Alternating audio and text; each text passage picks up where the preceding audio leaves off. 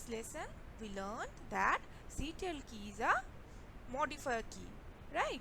Because this is always used in combination with another keys to perform spatial operation. Now we have another key called alter key, and it is also a modifier key which are used with another key for different purposes.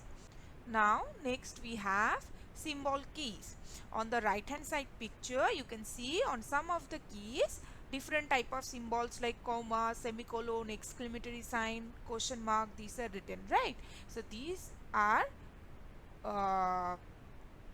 called symbol keys. Now what is the function of this keys? Whenever we are writing something we need this punctuation like comma, full stop, question mark, right? So to put punctuation in a sentence we use these symbol keys. Next is Windows keys.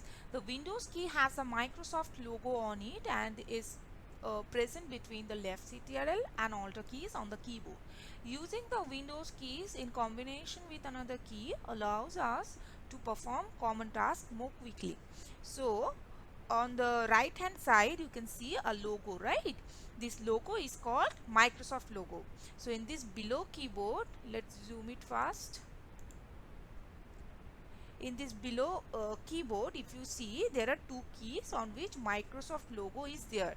One is here and another is here, and it is present between the CTRL keys and Alt keys. Both of this side it is present. The Windows keys is present between CTRL keys and Alt keys. Okay, so there are two Windows keys on the keyboard.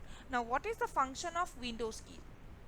Using the Windows keys we can bring up the start menu, and it is also a modifier key which use in combination with another key to perform various tasks. Now see how the Windows key works. Whenever I am pressing the Windows key on my keyboard, see the start menu has appeared. Okay, if I again press the Windows key like this, see the start menu is disappeared. So in Windows keys are used to bring up the start menu, and it is also a modifier key. Next, one second. Next we have shift key. Okay, the shift key is used with other keys for different purposes. There are two shift keys on the keyboard. The shift key is used to type in capital letters when the caps lock is off. We can also type special symbols by pressing the shift key with the required symbol key. For example, to type the upper symbols on the keys 0 to 9, we use the shift key with these keys. Now students, shift key is also a modifier key. There are two shift keys on the keyboard. Now if you have noticed carefully, then you can see all the modifier keys are 2 in number. That's mean CTRL means control, alter, Windows, shift key, these are all modifier keys. That's mean in our keyboard we have 4 type of modifier keys, which are control, alter, Windows and shift, and all of these keys are 2 in number. 2 control key, 2 alter key, 2 Windows key and 2 shift key. Now what is the function of the shift key? So we use shift key to write capital letters when the caps lock is off. I'm coming to caps lock keys in next topic. So we use shift key to write capital letters when the caps lock is off. And another function of shift key is we also use shift key to type special symbols with the required symbol key. Now I will show you the demonstration how we can use shift key to write special symbols. See, on the keys from 1 to 0 we have some special symbols like exclamatory sign, quotation mark, plus sign, dollar sign, average sign. These are all special symbols. Now if I simply press 1, see what's appeared on my computer? Only 1 is appeared. Now the question is, then how we can write or use these special symbols on computer? to use the special symbols or to write these special symbols, we have to use shift key. Now how we can use it? See, first if I want to write this exclamatory sign on my computer, first pressing the shift key, we have to press the number key 1. See what has appeared? This exclamatory sign has appeared. So to write only the numbers, we have to just simply press the number key.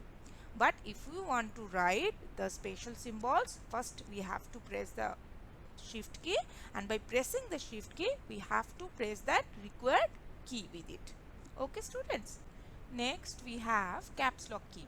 The caps lock key is used for typing alphabets in the uppercase. When we press the caps lock key, the caps lock light will turn on and all the letters we type will appear in the uppercase. Press the caps lock key again to turn off the light. So caps lock key is used for typing alphabets in uppercase, that's mean in capital letters.